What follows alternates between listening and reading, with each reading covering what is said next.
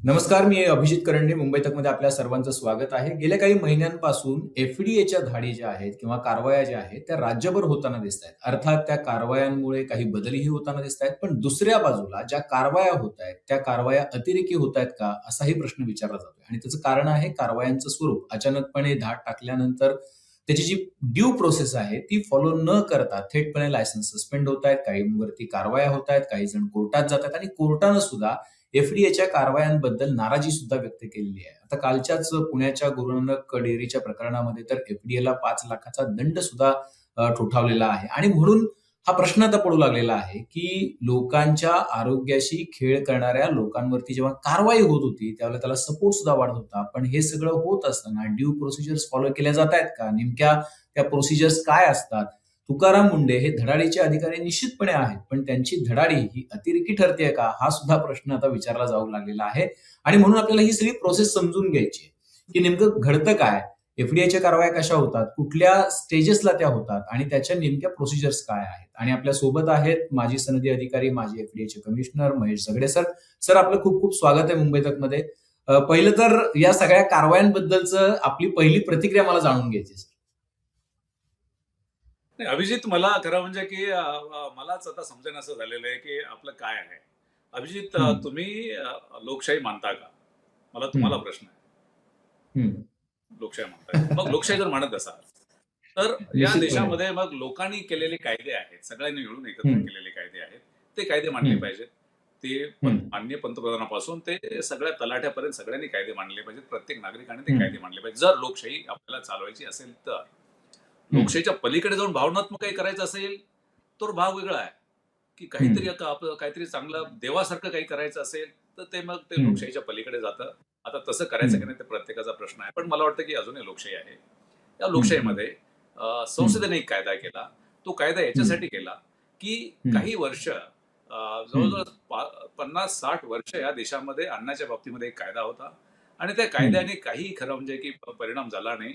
अन्नाची गुणवत्ता हं, वाढली नाही आणि केसेस तशाच राहिल्या आणि तो कायदा हं, मुळात असा होता, की जिथे भेसळ होईल, त्या हं, भेसळी झाल्यानंतर त्या भेसळ करणाऱ्याला पकडायचं आणि मग हं, ते सॅम्पल टेस्ट करायचे आणि त्याच्याविरुद्ध हं, न्यायालयात खटला हे करायचा आणि मग त्याला शिक्षा हं, करायची. हा हं, तो हं, कायदा होता. याच्यातलं एक हं, छोटंसं गणित असं जे लोकांच्या ह्याच्यातून विसरतं, की त्याला हं, शिक्षा होते की नाही हा मुद्दा वेगळाच आहे. बहुतेकांना शिक्षा झालीच नाही. पण हं, समजा हं, जरी शिक्षा झाली, तरी हं. ज्यांनी तो भेसळीचं खाल्लं त्याला तर त्रास होणारच आहे. त्यामुळे त्या हो. जुन्या कायद्यामध्ये एकतर ते तुमची रेड किंवा धाड आणि हं, त्रास होणं हे असं होतं. त्यामुळे याच्यावरती हं, खूप विचार करून संपूर्ण हं, देशाने म्हणजे संसदेने हं, कायदा केला, की हं, आपले कायदे हे जगातील जे सगळ्यात चांगले कुठले कायदे आहेत तसापैकी कायदा असावा आणि अन्नाची गुणवत्ता वाढवावी, अन्नाच्या मध्ये हं, मिसळ होऊ नये म्हणून त्यांनी तशी पूर्ण कायदा केला. आता तो हं, कायदा हं. संसदेने केला असल्यामुळे तो सगळ्यांना पाळणं गरजेचं झालेलं आहे. आणि त्या कायद्यामध्ये बरोबर. मग असं दिलं, की पूर्वी महानगरपालिका वेगळं काम करायचे, अन्नाच्या ह्याच्या बाबतीमध्ये त्यांच्याकडे फूड इन्स्पेक्टर असायचे, एफ-डी-एचे असायचे, असं विकृत होतं. त्यांनी केलं की एक हं, क्षत्रिय अंमल आणला. ते संपूर्ण हं, देशाच्या मध्ये याचं अन्न प्राधिकरण आणलं आणि राज्यामध्ये हं. अन्न सुरक्षा आयुक्त आणलं आणि सगळं त्यांच्याकडे हं. दिलं. ही पहिली गोष्ट त्यांनी त्या कायद्यामध्ये केली. अच्छा. आता कायद्यामध्ये ही कशासाठी केली? तर हं, त्याच्यामध्ये अन्नाची गुणवत्ता ही इतकी हं, राखली पाहिजे, की हं, कोणाच्याही पोटामध्ये हे गुणवत्ता नसलेलं अन्न किंवा मिसळून जाऊ नये. ही हं, त्याची हं, पहिली आहे. म्हणजे तुम्ही रेड हं, करून नंतर त्याला शिक्षा द्याल, त्याला मला तसं नकोय. पण त्याच्या पोटात हं. अन्न जाताना तेच शुद्ध केलं पाहिजे, क्लीनच असलं पाहिजे आणि त्याच्यामध्ये हे त्याच्यामध्ये हे कायद्याचं तत्व आहे. तर हे बरं. करण्यासाठी मग त्यांनी काय केलं, की यंत्रणा पाहिजे. मग हं, यंत्रणा त्यांनी काय केली, की प्रत्येक ह्याच्यासाठी तुमचे अन्न निरीक्षक, त्याच्यावरची डेझिग्नेटेड ऑफिसर आणि मग अन्न सुरक्षा आयुक्त आणि राज्य देश पातळीवर त्यासाठी छान यंत्रणा हं, बनवलेली आहे आणि तिथं सचिव दर्जाचा अन्नाचा आयुक्त असावा असे दिलेलं आहे, हं, आय-एस असावा. हे झाल्यानंतर मग तिथे काय करायचं काय? हा कायदा तर आहे. हं, मग त्यांनी इतक्या मोठ्या प्रमाणात आता तुम्हाला मला दाखवायला हरकत नाहीये, की हं. हे इतके मोठे त्याचे नियम बनवलेले आहेत, बापरे! रेग्युलेशन बनवले आहेत. बापरे! प्रत्येक गोष्ट याच्यामध्ये काही कॉमेंट्री नाहीये. हे हं, ओरिजिनल हं. याच्याबद्दल बेअर ॲक्ट आहे ते. हे बनवलेलं आहे. किती पानांचं आहे आता ते? याच्यामध्ये अ, किती याच्यामध्ये पानांचं आहे? हे जे आता हे पाहणं काय माहितीये का, हे पाहणं सांगणं मुश्किल आहे. कारण प्रत्येकाचं हे माझ्यासमोर जे दिसतंय ते एक 1,500 पानांचं आहे. बापरे! हे सगळं बनवलेलं आहे आणि त्याच्यामध्ये सगळं हं, दिलेलं आहे. पद्धती हम्म, दिलेल्या आहेत हम्म, आणि त्याच्यामध्ये कोणालाही कुठेही दिलेलं नाही. पण याच्यामध्ये एक धाड हा प्रकार नाहीये त्याच्यामध्ये. या सगळ्या बर. याच्यामध्ये धाड हा प्रकार, कारण ते धाडीने आपल्या देशाचं काही झालेलंच नाही. त्यांनी पद्धत काय हम्म, केली आणि हम्म, खरं म्हणजे की हा फार मोठा कायदा आहे. आम्ही आमच्या अन्न सुरक्षा इन्स्पेक्टर्स होते. आम्ही ज्यावेळेस हम्म, आयुक्त होतो त्यावेळेस महात्मा फुले कृषी विद्यापीठात राहुरीला जाऊन त्यांच्याकडे 6-6 तास मी न थांबता बोलायचो की हा कायदा काय ते समजावून सांगायला. अगोदर हम्म, ते यंत्रणेला कायदा समजला पाहिजे आणि मग हम्म, सगळीकडे हे केलं होतं. तर हे कायदा समजणं, आता हा कायदा आपल्या जनतेला समजणं मुश्किल आहे, कारण अधिकाऱ्यांना समजत नाही. आय-एस अधिकाऱ्यांना समजत हम्म. नाही, तर जनतेला काही समजणं मुश्किल आहे. म्हणून मी अगदी थोडक्यात मला सांगेल की हा मला मला कायदा एक छोटा प्रश्न विचारायचा आहे की तुम्ही आता बोलता बोलता असं म्हणालात की धाड हा काही त्यातला पार्टच नाहीये. म्हणजे एफडीए रेड करू शकते का? किंवा धाड आता जी काही दहशत आहे हॉटेल्सवरती या फूड चेन्सवरती किंवा सप्लाय चेन्सवरती, ती या धाडीची दहशत आहे. धाड टाकू शकतात की नाही धाड टाकू हा शकत? शब्द नाही. एस्टॅब्लिशमेंट अच्छा, तुम्ही जर रेड एक शब्दच नाही. हम्म, शुद्ध शब्दच नाही. त्याच्यामध्ये रेड करावं त्याच्यामध्ये असं नाहीये. कारण रेडला हम्म, अजूनही दुसरा आहे. मी शेवटी सांगितलं रेड का नको? दुसऱ्या कारणासाठी पण हम्म, आहे. पण रेड हा हम्म, खरं म्हणजे की हा जुनाट पद्धत झाली, जी वापरून झाली आणि त्याचे काही परिणाम झाले जगभर. केवळ भारतातच हम्म, नाहीये. भारत हम्म, त्याच्यामध्ये असं नाही की जगामध्ये रेडमुळे अन्नाची सुरक्षा वाढली का? तर नाही वाढलेली. सगळ्या चांगल्या हम्म, देशामध्ये जिथे चांगलं तिथे पण झाले नाही. म्हणून त्यांनी, मी हम्म. थोडक्यात सांगतो कारण हे खूप मोठा विषय आहे. थोडक्यात असं हा. आहे की या देशामध्ये प्रत्येक अन्नाशी निगडीत जे कोणी आहे, जे हम्म, ज्याच्यामध्ये अन्न विकलं जाईल, हम्म, अशी कुठली यंत्रणा किंवा तुम्ही दानधर्म जरी करत असाल, की अन्नछत्र जरी हम्म. करत असाल, की दुसऱ्याला तुम्ही देणार हं. आहात असं, त्याच्यासाठी हा कायदा लागू होणार आहे. हा जो कायदा आहे तो. अच्छा. म्हणजे ओके. कसं आहे की शेतीतून अन्न निघालं, अन्नधान्य हं. निघालं, तर तिथून हं. ते आडती जो असतो, जे हं. व्यापारी असतो, अन्न कलेक्शन करतो हं. शेतकऱ्यांच्याकडून, त्याला सुद्धा तिथून हं. लायसन्स लागतं. म्हणजे प्रायमरी फूडच्या हं. बाबतीमध्ये. त्या ट्रकने बरोबर. घेऊन जायचे ट्रान्सपोर्टला, तिथे सुद्धा त्याला लायसन्स लागतं. त्यानंतर हं. प्रोसेसिंग, तर हे सगळं करत तुमच्याकडे खरं म्हणजे घरी दूध आणून देणारा जो आपण त्याला भैया अलीकडे म्हणत नाही, पण जो हो. व्यक्ती असतो त्याला आणून हं. देतो, तिथपर्यंत सगळ्यांना रजिस्ट्रेशन लायसन्स लागतो. त्यामुळे सगळ्यात हं. पहिली गोष्ट या कायद्याने काय केली, की या देशामध्ये हं. कोणत्याही व्यक्तीला अन्नाच्या हं. बाबतीमध्ये लायसन्स किंवा रजिस्ट्रेशन असल्याशिवाय तुम्हाला व्यवहार करता येणार नाही. ओके. हे सगळ्यात महत्वाचं. त्यामुळे एफडीचं हं. पहिलं काय कर्तव्य आहे, की या राज्यामध्ये किंवा प्रत्येक राज्यातल्या एफडीचं कर्तव्य, की त्यांच्यामध्ये कोणीही जो अन्न म्हणजे जो हं. पानटपरी असेल आणि तिथे चॉकलेट विकत असेल, त्याला सुद्धा ते हं. हं. रजिस्ट्रेशन करावं लागेल. त्या सगळ्यांना ओके. म्हणजे पहिली हे आहे. मी असताना तिथे 7.5 लाख, म्हणजे खरं म्हणजे ती सुरुवात होती. असे फूड हो. बिझनेस ऑपरेट केला. आता मला वाटतं 12-13 लाख झाले असतील, पण तरी अजून बरेच आहेत की जे केलेलेच नाहीयेत. मी आमच्याकडे जे हं. दूध हं. देणारा हं. माणूस आहे त्याला विचारलं, "तुझ्याकडे आहे का रजिस्ट्रेशन?" तो नाही म्हणतो. हं. म्हणजे आपल्याकडे अजून हं. भरपूर असं पडलेलं आहे की हं. याच्यामध्ये आहे. त्यामुळे सगळ्यात पहिली गोष्ट असते की त्यांना रजिस्ट्रेशन करायचं. नंतर हं. ज्यावेळेस झालं होतं की त्यांना तिथला जो आयुक्त फूड सेफ्टी हे आहे, इन्स्पेक्टर आहे, हं. अन्न निरीक्षक आहे, हं. तो त्याला एक भौगोलिक क्षेत्र द्यायचं असतं. आता हं. महाराष्ट्राच्या एफडीए मध्ये मी येण्यापूर्वी अतिशय विचित्र प्रथा हं. होती, की 3 अन्न निरीक्षकांना मिळून एक एरिया दिला जायचा. म्हणजे एका जिल्ह्याला 3 कलेक्टर, एका तालुक्याला 3 बापरे! तहसीलदार. ते असं हं. असं होतं. हे हं. कशासाठी? तर हे काही हं. काम करायचं नाहीये. हप्ते गोळा करण्यासाठी हे होतं, हे तुम्हाला सांगायला हरकत नाही. आणि हं. जिथे हं. जास्त हे होतं, अन्नाच्या संख्या होती मुंबई आणि ठाण्यामध्ये, तिथेच सगळे असायचे. बाहेर जायची कोणाची इच्छाच हं. नसायची. पण मग नंतर असं केलं, हं. की अन्नाच्या एस्टॅब्लिशमेंटच्या संख्येत त्यांचं ते विभागणी केली आणि मग हं. प्रत्येक अन्न निरीक्षकाला त्याचा भौगोलिक एरिया द्यायचा आणि मग त्याच्यामध्ये जे काही अन्नाचे हे असतील, धाबे असतील, हे हं. सगळे असतील, सगळ्यांना रजिस्ट्रेशन करण्याची त्याची जबाबदारी आहे. चुकून अच्छा. एकही जरी राहिला, तरी खरं म्हणजे की हं. त्याच्यावरती कारवाई होणं गरजेचं आहे. हे या हं. हं. राज्यामधल्या अन्न आयुक्ताची गरज आहे, की अन्न आयुक्तांनी पहिल्याने या राज्याला हे हं. सांगितलं पाहिजे, अन्न सुरक्षा हं. हं. कमिशनरने, की राज्यातील प्रत्येक हे आलेलं आहे किंवा नाही. आणि जर एखादा जर हं. असा चुकून राहिला असेल, तर तिथल्या अन्न निरीक्षकावरती काय कार्यवाही केली. आता हे बरोबर. झाल्यानंतर पुढे काय असतं, की त्यांनी काय-काय करायचंय. आता प्रत्येकाची गोष्ट वेगळी आहे, की हं. पिठाची गिरणी असेल तर काय असावं, रेस्टॉरंट असेल तर काय असेल, त्याच्यामध्ये हं. तुम्ही भजी करणारा असेल तर त्यांनी काय करायचं, किती वेळेस ते तेल वापरायचं आहे आणि किंवा मग हं. तुमचा केक बनवणार असेल तर काय असेल, ऑइल काढणार असेल काय असेल. ह्याच्यामध्ये हं. शेड्यूल 4 परिशिष्ट 4 मध्ये अतिशय हं. विस्तृतपणे हे दिलेलं आहे, की तिथला बरं. परिसर कसा असावा, हवा कशी असावी, पाण्याची क्वालिटी हं. काय असावी, हे हं. सगळं विस्तृतपणे दिलेलं आहे. आणि त्याच्यामध्ये मग तसं जर झालं तर मग त्यांना ते लायसन्स देण्यासाठी ते योग्य आहेत का हे बघायचं असतं लायसन्सच्या अच्छा. बाबतीमध्ये. हम्म, हम्म, हम्म, आणि हम्म, ते जर योग्य नसेल तर मग ते लायसन्स नाही करायचं असतं. समजा एखादा हम्म, एकदमच हम्म, कचऱ्याच्या डेपोच्या बाजूला जर तुम्ही एखादं ऑइलच्या एक्स्ट्रॅक्शनचं हे लावत असाल, छोटं युनिट तर नाही लावता येणार, हम्म, किंवा पिठाची गिरणी तर नाही लावू हम्म, देता येणार. तर हे सगळं बघून तिथे लायसन्स द्यायचं असतं किंवा रजिस्ट्रेशन द्यायचं असतं. आणि मग ते झाल्यानंतर मग त्यांचं थोडंसं संबंधित अन्न निरीक्षकाने ट्रेनिंग घ्यायचं असतं, की बाबा रे तू काय करायचं आहे, या सगळ्या गोष्टीमध्ये अच्छा. तू कशा पद्धतीने करायचं, आणि त्याच्या कंडिशन्स त्यांना सांगायचे असतात. मी हम्म, असताना त्या हम्म, कंडिशन्स प्रिंट केल्या होत्या तुमच्या ह्याच्या होत्या, हँडबिलासारख्या, आणि प्रत्येकाकडे वाटल्या होत्या की ह्या कंडिशन्स आहेत, या अटीप्रमाणे तुम्हाला हे कार्यभार करायचा आहे. हे इथपर्यंत हम्म, ठीक आहे. आता पुढे अन्नाची क्वालिटी आहे. तर अन्नाच्या हम्म, क्वालिटीमध्ये दोन गोष्टी आहेत. एक तर अन्न हम्म, आयुक्तांनी राज्यामध्ये कोणावरतीही रेड करता किंवा काही न करता सर्वेलन्स करायचं असतं.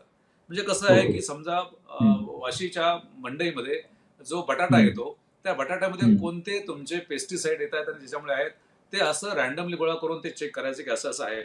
मग तुमच्या हम्म, नारायणगावकडून येणाऱ्या बटाट्यामध्ये आहे का, कशामध्ये, ते सर्वेलन्स करायचं असतं. आणि मग तिकडे ओके. तिथल्या लोकांना सांगायचं असतं की असं असं होतंय. त्यामुळे तुमच्या हम्म, ह्याच्यामध्ये कांद्यावरती काही होतंय का, किंवा ज्वारीमध्ये तुमचं हम्म, काही येतंय का, गव्हामध्ये, हे सर्वेलन्स करायचं असतं. हे आयुक्तांचं काम आहे, हे अन्न निरीक्षणाचं काम नाही. ओके. महाराष्ट्रामध्ये असं झालंय का, होतंय का? जे महत्वाचं आहे की हम्म, हे सर्वेलन्स होणं हम्म, गरजेचं असतं. ते तसं होतं हम्म, की मला माहिती नाहीये. ती महत्वाची हम्म, गोष्ट आहे. कारण अभिजित आजी 90% आणि 85 ते 90% आपण आपल्या किचन मधलं स्वयंपाकातलंच अन्न खातो, आणि खरं आहे. 15 ते 10% आपण मग असं बाहेरचं जे अन्न खातो. त्यामुळे जे अन्न आपण खातो त्याच्यात काय आहे, त्याच्यातच समजा हम्म, वाईट हम्म, असेल तर बाहेरचं याचं काय कौतुक आहे, आम्हाला 5 स्टार हॉटेलचं आणि तुमच्या रेस्टॉरंटचं, याचं काय हम्म. तसं नाही आहे. आमची जनता खरं जी आहे. आहे ती काही केवळ पैसे घेऊन बाहेरच फिरते आणि मजा मारायला बाहेर खाते असं नाहीये. खरं जे आहे. तो हातगाडीवरती खात असेल, किचन मध्ये असेल, ते रॉ मटेरियल महत्वाचं आहे. त्याचं सर्व्हिलन्स आता झालं आता पाहिजे. हे जे हे खरं म्हणजे सर आहेत ना, की सुरुवातीच्या काळामध्ये ज्या धाडी आता पडतायत, तुम्ही जरी म्हणताय की धाडा हा शब्द नाहीये, पण या धाडी पडतायत आणि रेस्टॉरंट्स वरती पडतायत. कुठे 2 झुरळं सापडली, कारवाई झालेली आहे. कुठे अस्वच्छता सापडली, कारवाई झालेली आहे. कुठे अन्नामध्ये भेसळ किंवा हा जो प्रकार आहे, म्हणजे त्याच्यामध्ये काही इतर गोष्टी सापडल्या तर कारवाई झालेली आहे. आता मुद्दा असा आहे की तेल वारंवार वापरलं जाते किंवा तिथं बाकीच्या गोष्टींचा नियमन केलं जात नाही तर कारवाई झाली. आता मुद्दा असा आहे की हे जे अस्वच्छता आहे किंवा ही जी काही बाकीच्या नियम आणि जे काही रूल्स रेग्युलेशन्स आहेत जे पाळले जात नाहीत, अशा वेळेला नेमकी प्रोसिजर काय असते? समजा एखाद्या हॉटेलमध्ये अस्वच्छता आहे. समजा एखादं हॉटेलमध्ये शिजवलं जाणारं अन्न जे आहे ते स्वच्छ अन्न नाहीये, लोकांना खाण्यासाठी योग्य नाहीये. असं जर आढळून आलं तर काय कारवाई असते? काय प्रोसिजर असते?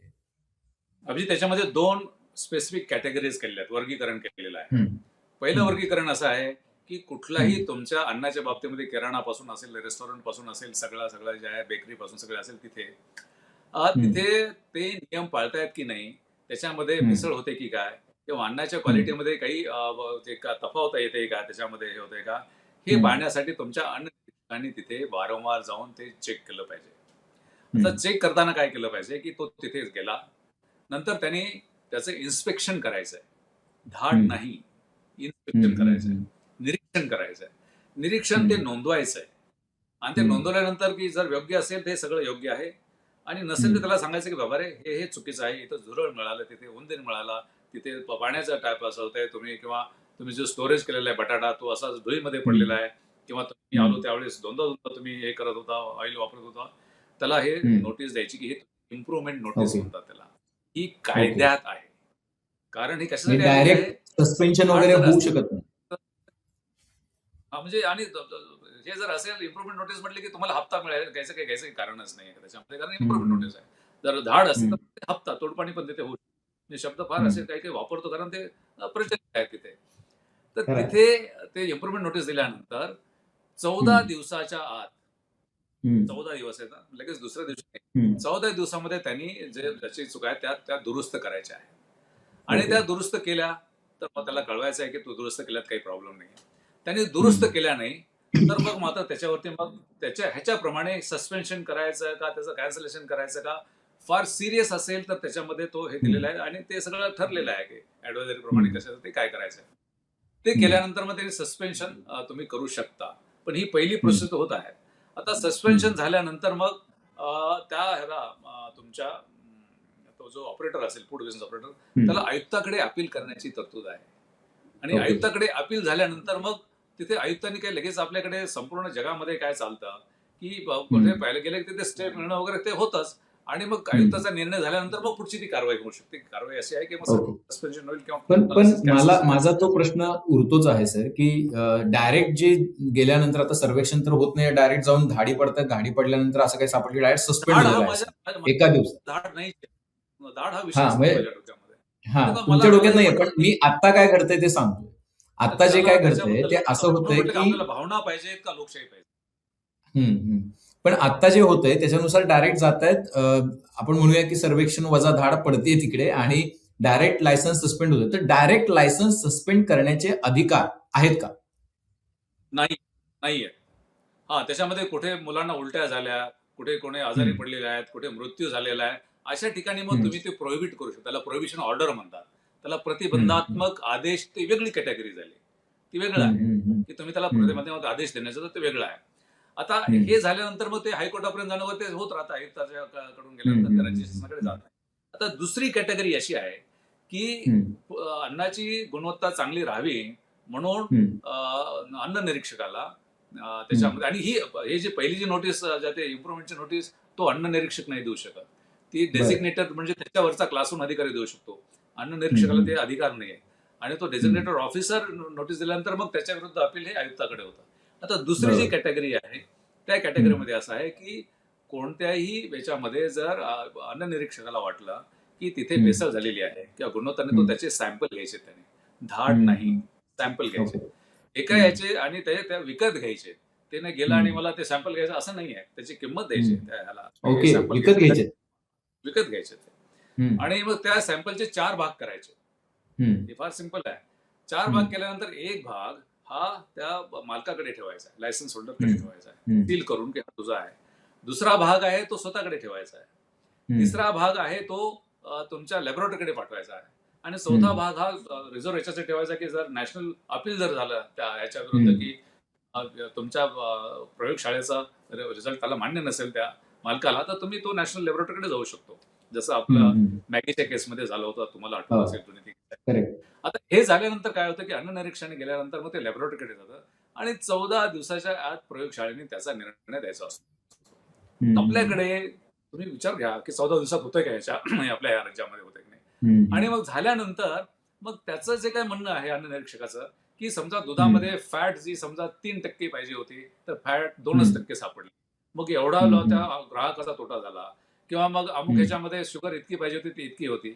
मग त्यांनी हम्म, प्रपोजल करून त्या हम्म, डेझिग्नेट ऑफिसरने मग ऍडज्युडिकेशन कडे पाठवायचं असतं हम्म, की एवढा यांना दंड झाला पाहिजे. तिथे तो दंड हम्म. असतो बरं. ह्याच्यामध्ये, आणि मग तो दंड दंड तो होतो आणि त्या दंडाची मग रक्कम वसूल केली जाते. तो हम्म, दंड करणारा हम्म, अधिकारी तो उपजिल्हाधिकारी या दर्जाचा हम्म, किंवा अतिरिक्त जिल्हा असावा, पण ते आता एफडीचेच आहे. ही एक वेगळी हम्म, दुसरी पद्धत झाली. तिसरी हम्म, पद्धत अशी आहे की जिथे काही ठिकाणी आरोग्याला अपाय झाला, कोणाला हम्म, उलट्या झाल्या, कोणाला आरोग्यावरती हम्म, दुष्परिणाम झाला, कुठे मृत्यू झाला, तर मग तिथे प्रॉसिक्युशन पण होतं की त्याच्यावरती हम्म, खटला डायरेक्टली हम्म, तुम्ही दाखल करू शकता अशा केसेसमध्ये. आणि मग तिथे तुम्हाला जन्मठेपेपर्यंतची शिक्षा महाराष्ट्राने त्याच्यामध्ये ओके. अमेंडमेंट केली होती. तर ते असं होतं. हम्म. ही सगळी प्रोसिजर त्याच्यामध्ये दिलेली आहे. ही प्रोसिजर हम्म, हम्म, पाळणं हे लोकशाहीमध्ये कायद्याचं रक्षण करण्यासारखं आहे. याच्या पलीकडे काही हम्म. नाही. अच्छा, आता दुसरा एक मुद्दा असा आहे की अनेक डेअरीजवर ती कारवाई झालेली आहे. आपण बघितलं की इकडे मुंबईमधल्या सुद्धा खूप फेमस डेअरी, आता पारसी डेअरीवरती कारवाई झालेली होती. आपण नंतर बघितलं की इथे के रुस्तम नावाचं मोठं आईस्क्रीम पार्लर आहे जे प्रसिद्ध आहे, त्यांच्यावरती कारवाई झाली होती. तर काल गुरु नानक डेअरीवरती पुण्यामध्ये कारवाई झाली आणि त्या कारवाया झाल्यानंतर असं एका पद्धतीनं लक्षात आलं की गुरु नानक डेअरी तर कोर्टात गेली. कोर्टात गेल्यानंतर एफडीएलाच दंड झाला की तुम्ही ड्यू प्रोसिजर फॉलो केलेली. तर हे का घडतंय मग? म्हणजे काय त्याच्या मागचं कारण आहे? याचा अर्थ असा आहे की आपल्या देशाला भावना चालते, कायदा चालत नाहीये. आणि मग हं, आपल्या हं, देशाचं गव्हर्नन्स आहे, गव्हर्नमेंट आहे, ते कुठेतरी हं, आता गव्हर्नमेंटच्या म्हणजे शासकीय पद्धतीच्या पलीकडे गेलं आहे का, आणि त्याला बऱ्यापैकी हं, तुम्ही लोक जबाबदार आहात, प्रसार माध्यम जबाबदार आहात, की हं, काहीतरी भावनात्मक काहीतरी चांगलं होतंय असं म्हणायचं. आणि मग चांगलं काय हं, होतंय, अलीकडे ते असं झालंय की त्या पुण्याच्या डेअरीच्या बाबतीमध्ये मी काही कॉमेंट्स वाचत होतो की हं, न्यायाधीशाला म्हणजे सर्वोच्च हायकोर्टाच्या न्यायाधीशालाच काही समजत नाही. हे झालं ते हं, बरोबरच हं, झालं. अशा सुद्धा हं, कॉमेंट्स, म्हणजे आपल्याकडे जे चालतं हे सगळं भावनात्मक चालतं. आता त्या हं, केसमध्ये जर तुम्हाला 14 दिवसाची तो इम्प्रुव्हमेंट नोटीस असेल आणि त्याच्यामध्ये हं, 98% जर तुमचं व्यवस्थित झालं असेल, तर मग तुम्ही हं, सस्पेन्शन का चालू ठेवायचं? म्हणजे प्रश्न असा आहे की हं, या देशामध्ये बिझनेस चालू ठेवायचा, तो पण चांगल्या पद्धतीने चालू ठेवायचा आणि शिक्षाही भोगायची. हे चालत नाही आणि मग न्यायालयाने जे म्हटलं, ते न्यायालयाने फक्त पार्लमेंटने संसदेत केलेला कायदा सांगितलेला आहे. आता त्या कायद्याच्या पलीकडे कोणी जात असेल, 5 लाख रुपये दंड होत असेल, दंड म्हणण्यापेक्षा ते कॉम्पेन्सेशन द्यायचं असेल, ते शासनाने का द्यावं हा कोणी प्रश्नच विचारला. मी आजपर्यंत एकाही प्रसार माध्यमामध्ये एकाही कोणी विचारलं की एफडीने म्हणजे कोणी द्यायचा आहे? एफडीने म्हणजे परत बघ सर, एफडी म्हणजे शासकीय याच्यात दिलं असं तुम्ही आम्ही द्यायचा आहे. तो कोणी संबंधित जो डेसिग्नेटेड ऑफिसर आहे एफडीएचा, ज्याने हे केलं होतं त्याच्या खिशातून गेला पाहिजे या सगळ्या गोष्टीमध्ये. आपण काही खूप काहीतरी चांगलं घडतंय या वातावरणामध्ये असं होता कामा नये की आपण कायद्याच्याच पलीकडे, म्हणजे त्याला इंग्लिशमध्ये ओव्हर रीच म्हणतात, की कायद्याच्या पलीकडे जाऊन डेमोक्रेसीमध्ये, लोकशाहीमध्ये हे ओव्हर रीच चालत नाही. चांगलं काम होणार असेल तर ठीक आहे. आता तुमचं 98% जर हे होत असेल आणि जर न्यायालय म्हणत असेल तरी आम्ही मानणार नसू, तर मला वाटतं की मग हे भावनाच्या पलीकडे दुसरं काही नाही. निश्चितपणे बघा असं आहे की म्हणजे 12 जूनला जेव्हा पहिल्यांदा कारवाई झाली त्याच्यानंतर त्यांनी 98% कंप्लायन्स केलं. त्याच्यानंतर सुद्धा त्यांचा परवाना जो आहे तो निलंबितच ठेवलेला होता आणि त्याच्यामुळे ही सगळी कारवाई झाली.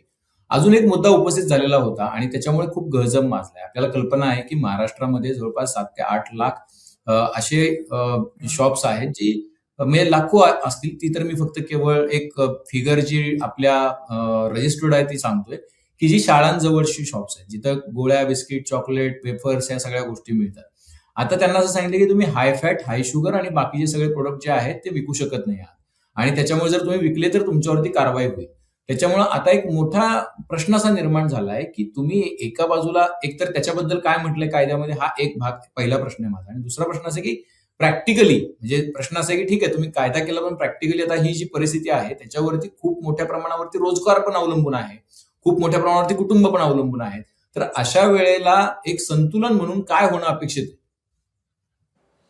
अभिजित, एक आपण लक्षात घेतलं पाहिजे की या देशातील आरोग्य व्यवस्था आणि लोकांचं ते महत्वाचं आहे, ते नंबर 1 आहे. त्याच्यासाठी जे काही करता येणं शक्य आहे ते केलं पाहिजे. आता आपल्याकडे एका सर्वेनुसार की अर्बन एरियातील, नागरी भागातील जे विद्यार्थी आहेत त्यांचं वजन वाढत चाललेलं आहे. ही वस्तुस्थिती आहे. आणि त्याच्यामुळे जसं अमेरिकेमध्ये 34% लोकसंख्या ही अतिलठ्ठ या कॅटेगरीमध्ये येते आणि कोरोनाच्या काळामध्ये मग त्यांना जास्त त्रास झाला, जास्त मृत्यू झाले, कोमॉर्बिडिटीमुळे झाले होते. त्यामुळे आपल्या देशात ते रिपीट होऊ नये. आता आपल्याकडे हे कशामुळे होत आहे याचा पहिल्याने अभ्यास झाला आहे. त्या गोळ्या खाऊन होत आहे का, अजून कशामुळे होत आहे का, घरगुती काही चुकीच्या आहेत त्याच्यामुळे होत आहे. खरं म्हणजे इथे असा आपल्याकडे फक्त भावना चालते. आपल्याकडे रिसर्च झाला पाहिजे की ह्या गोळ्या खाऊन किंवा चॉकलेट खाऊन किंवा बिस्किट खाऊन की इतके टक्क्यामुळे तुमचं हे झालेलं आहे. आणि ते फार अवघड आहे असं नाहीये. हा रिसर्च करणं, काही सॅम्पल सर्वे करून ते करता येणं शक्य आहे. तसा आहे का हे मला माहिती नाही. मी जर असतो तर तसा रिसर्च करून हे केलं असतं, कारण विनाकारणाचं मला असं वाटलं म्हणून असं चालत नाही. राजेश यायचे दिवस गेलेले आहेत. आता तसं जर असेल तर खरं असू शकतं की याच्यामुळे होतं. पण मग करताना मग आपल्याला कुठल्या नियमनाखाली आपण हे करू शकतो? आपल्याकडे एक कोटपा नावाचा ऍक्ट आहे, cigarettes and other tobacco product act, तो आहे. त्याच्यामुळे तुम्ही शाळेच्या अवतीभवती करू शकत नाही. त्याच्यात नोटिफिकेशन काढलेले आहे केंद्र शासनाने आणि त्याचं एन्फोर्स करण्यासाठी मग काही यंत्रणा दिलेली आहे. तसं याच्यामध्ये आहे का की कुठे विकायचंय, काय विकायचं, काय विकायचं नाही, याचे काही नियमन केलेले आहेत का? हे सगळं बघितलं. किती ह्याच्यापर्यंत करायचं आहे की जसं तुमचं पूर्वी आता ते आहे की मला माहिती नाही की मंदिरापासून 75 मीटरच्या पलीकडे दारूचं दुकान नसावं, ते असं असं होतं. त्यामुळे किती दारू असा खप कमी झाला हे कुणालाच माहित नाही. त्याचा खरं काहीच परिणाम झालेला नाही. पण एक आपली भावना आहे, आपण भावनेवरती चालतो. तसंच हे सुद्धा भावनेवर चालू नये, कारण आरोग्य हे त्याच्यापेक्षा जास्त महत्वाचं आहे. मला वाटतं की कुठेतरी ओपन न्यायाने, ओपन मनाने, ओपन डोळ्याने आपण इकडे बघून जर चांगलं असेल तर मग इतक्या टक्क्यापेक्षा शुगर असलेले पदार्थ नुसतेच सगळेच सरसकट बंद करायचे का? मग असं काहीतरी त्याच्यात प्रमाण आलं पाहिजे ना, की हे आहे किंवा बटाटा वडा नको, तुमचा हे नको, ते नको, ते नको, असं असं काहीतरी आलं पाहिजे. आपल्याकडे शाळेच्या आजूबाजूला सुद्धा काही ठिकाणी ड्रग्ज अलीकडे जाण्याचे मोठे प्रमाण आहे. कॉलेजच्या बाजूला आपण तिकडे दुर्लक्ष करतोय, जिथे एक तरुण पिढी होत चाललेली आहे आणि मग आपण कुठे हे करतोय की ते कॉन्सर्ट करायलाही हरकत नाही. पण त्याचा असा तारतम्य करून केला पाहिजे. मला याच्यामध्ये काही जास्त माहिती नाही, कारण तसं जर रिसर्च असेल किंवा मला अजून एक प्रश्न विचारायचा आहे की तुम्हाला जसं कोर्टाचे 2-3 कमेंट्स आहेत. मी त्या कमेंट सांगतो. एक तर तुम्ही मच्छर मारायला किंवा डास मारायला तुम्ही तलवारीचा वापर करताय. त्याच्यानंतरची दुसरी कमेंट कोर्टाची अशी होती की तुम्ही आधी गोळी झाडताय आणि मग कारणमीमांसा करत बसता आहात. तर तुम्हाला ह्या कारवाई बघितल्यानंतर तुम्हाला असं वाटतंय की ह्या कारवाया ज्या आहेत त्या एका पद्धतीनं अतिरेकी आहेत किंवा अधिकारांच्या मर्यादा ओलांडून कारवाया केल्या जातात? त्याला खरं म्हणजे ते तुम्ही जबाबदार आहात. खत पाणी मिळाल्यामुळे हम्म, कदाचित असेल ह्या सगळ्या गोष्टी. हम्म, पण मी तुम्हाला एक सांगतो, कुठलाही अधिकारी, मग तो हम्म, पोलीस मधला असेल, आय एस मधला असेल किंवा पीडब्ल्यूडी कुठलाही अधिकारी असेल, ते काम हम्म, करताना बऱ्याचशा गोष्टी, त्याच्यामध्ये एक गोष्ट असते की मी जे करतोय ते जर हम्म, न्यायालयात गेलं तर माझ्या विरुद्ध काही होणार नाही. म्हणजे माझी हम्म, कृती ही हम्म, न्यायिकच असली. खरं म्हणजे की हम्म, प्रशासन व्यवस्था हे न्याय देण्यासाठी असते. हम्म, मग तो हम्म, सगळ्यांनाच न्याय असेल. इव्हन तो एखादा हम्म, गुन्हेगाराला सुद्धा न्याय पाहिजे, की त्याला जर पोलिसांना वाटलं की नाही हा चूक करतोय, ते काय लगेच मारत नाही त्याला. त्याच्यावरती हम्म, प्रॉसिक्युशन करतात, कोर्टात जातात, मग हायकोर्ट, हम्म, सुप्रीम कोर्ट हे सगळं होतं. त्यामुळे हम्म, अधिकारी, मी जरी असताना प्रत्येक अधिकारी करतो की मी जे कृती करतोय न्यायालयामध्ये हम्म. गेल्यानंतर ती तशी राहिली पाहिजे. आणि अभिजित, मला सांगायला करेक्ट. हे आवडेल की मी हम्म, न्यायालयामध्ये गेलो प्रत्येक ठिकाणी, शक्यतो हम्म, माझ्या निर्णयाच्या विरोधात कुठेही असं न्यायालयाने अशा पद्धतीचं केलं नाही. एफडीए मध्ये नाहीच नाही, पण नॉर्मली आणि बहुतेक अधिकाऱ्यांच्या बरोबर. बाबतीत असं होतं की हम्म, तसा आपला माइंडसेट असतो की मला ताशेर आलं हम्म, तर काय होईल, मग मला नंतर हम्म, काय तोंड द्यावं लागेल का शासनाला, शासनाने जर कारण अकाउंट नोटीस दिली तर. हम्म, अशा ह्याने मग आपण जे करतोय ते व्यवस्थितच केलं पाहिजे. आता हम्म, हे जे न्यायालयांचे जे ऑब्झर्वेशन्स आहेत, हम्म, ते निरीक्षण जे आहे ते मला वाटतं की न्यायालयाचे निरीक्षण आहेत. आपण त्यांचा आदर केला पाहिजे.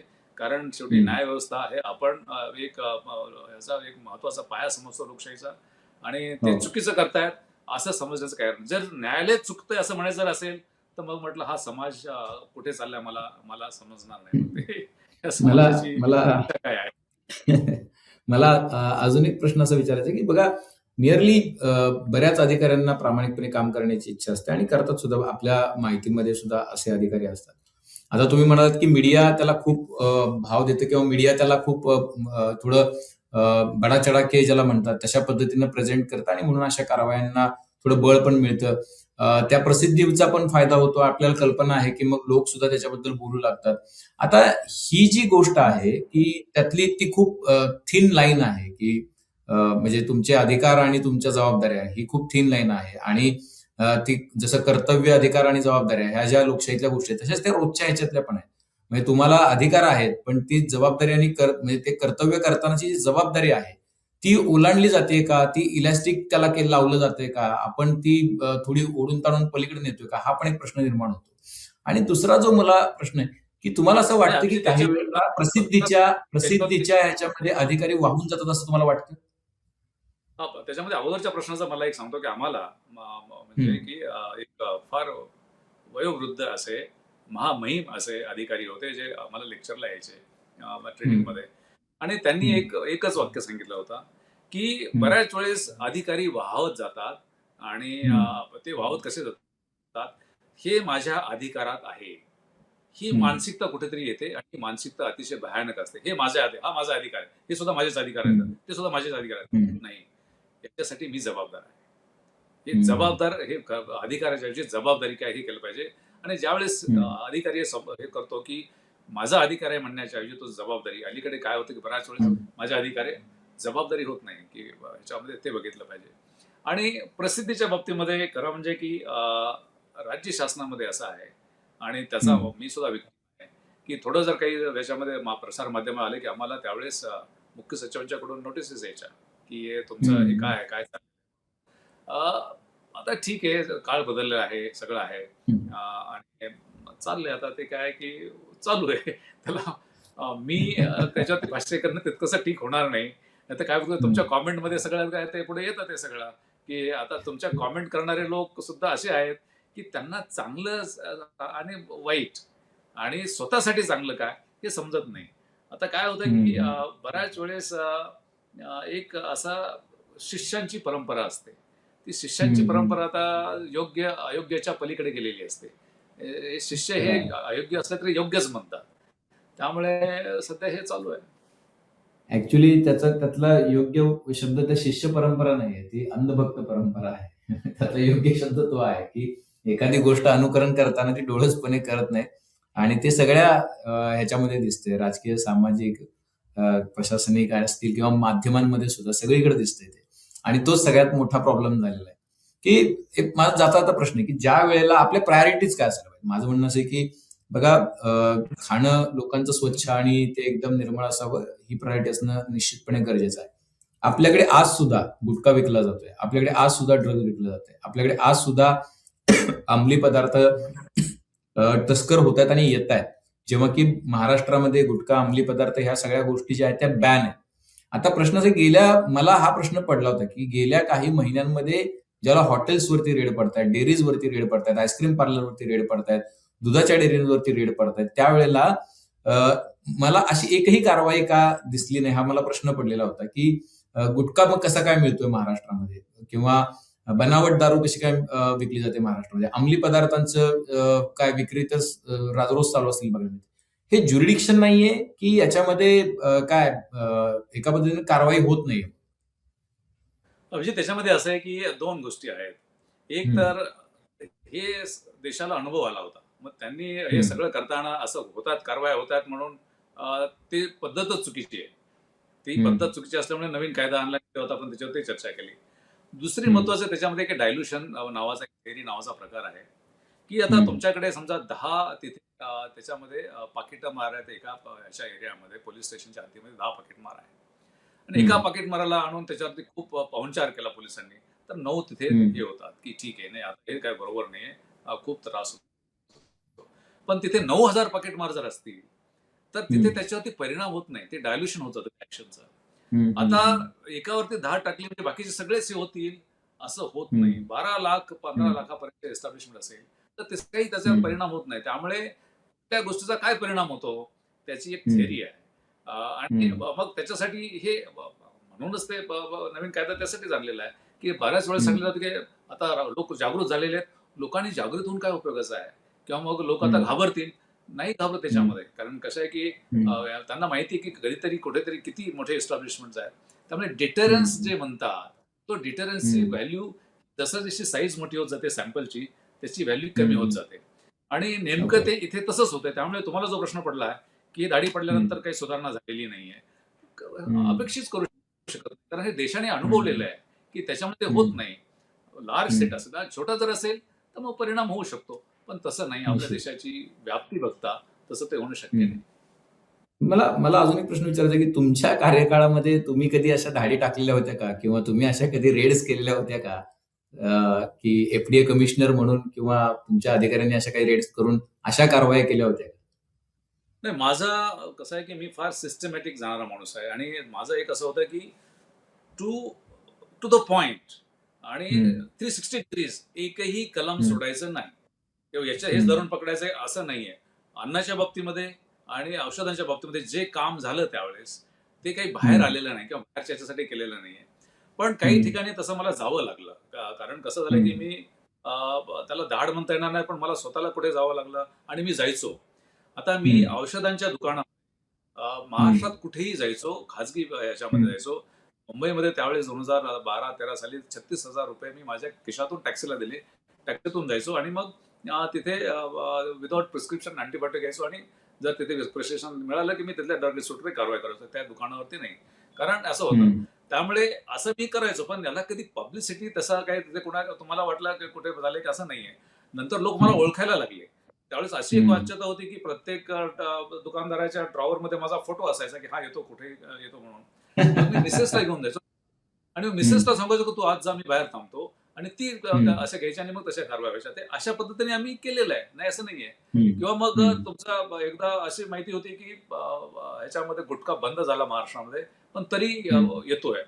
मी माहिती हं, घेतली. आमच्या लोकांनी सांगितलं, "साहेब गुटखा आता नाही बंद येतोय." मग माझी हं, पर्सनल जी यंत्रणा थोडीफार होती, त्यांच्याकडून समजलं. हं, मी त्यांना कुठे सांगितलं नाही.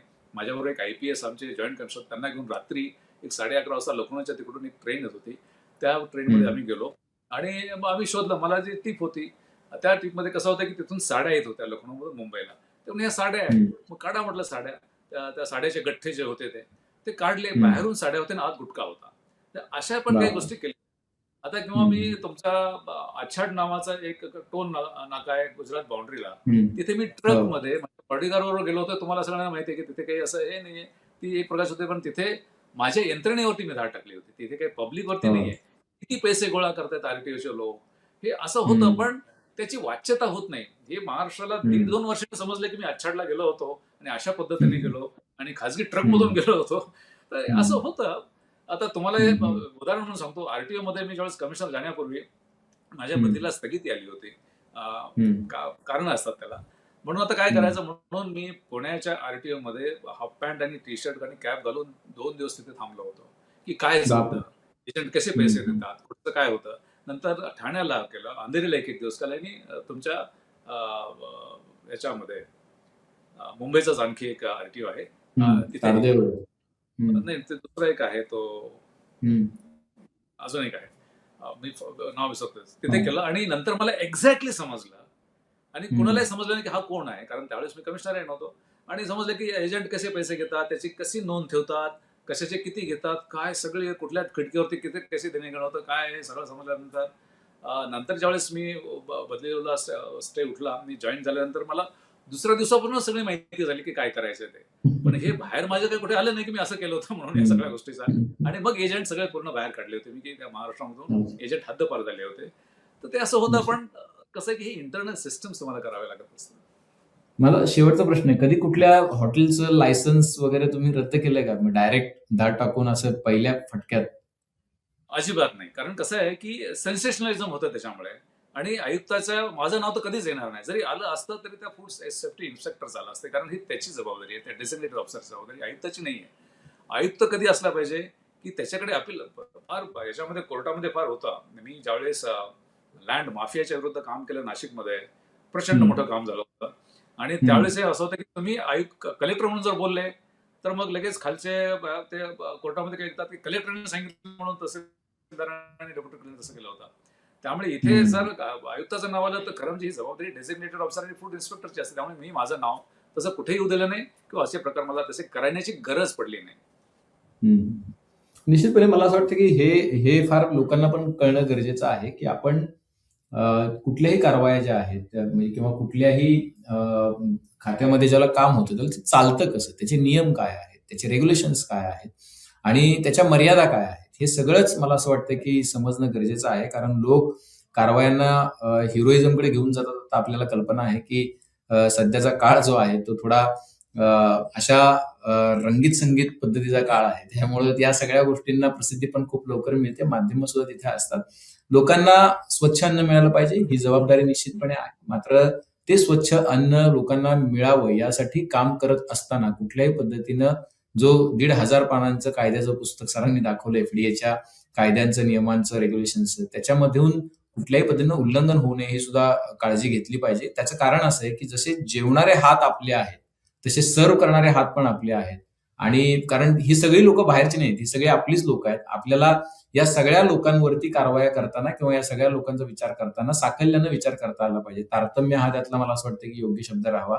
तो तारतम्य जे आहे त्यातलं ते हरवू नये याची काळजी घेतली पाहिजे. बाकी एफडीएचे कमिशनर जे आहेत त्यांचा हा सर, मला फक्त एक शेवटचा प्रश्न विचारायचा आहे अभिजितला, की तुमच्या घरी समजा जर तुमच्या स्वयंपाकघरात 2 झुरळे निघाले, तुम्ही किती दिवस ते बंद ठेवणार?